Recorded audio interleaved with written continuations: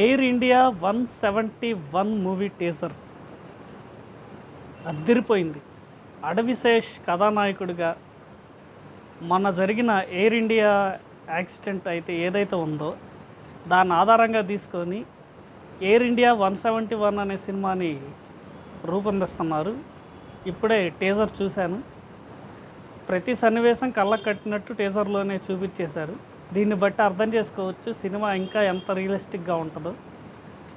అది తెలిసి cinema release అవ్వడానికి చాలా టైం పట్టవచ్చు. ఈ లోపల ఈ రిపోర్ట్ల గురించి చెప్తారా, లేకపోతే ఓన్లీ యాక్సిడెంట్ చెప్తారా, లేకపోతే అక్కడ కెప్టెన్,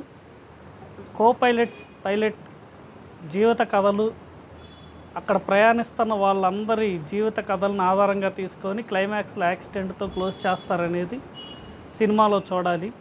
ఏదేమైనా అడవిశేష్ గారి దగ్గర నుంచి ఒక ఇంట్రెస్టింగ్ సబ్జెక్ట్ అన్న మూవీ వస్తుంది.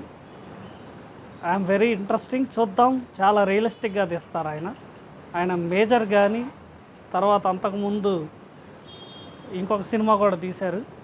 ఇలాంటివి చాలా రియలిస్టిక్గా తీస్తారు, చూడడానికి బాగుంటాయి.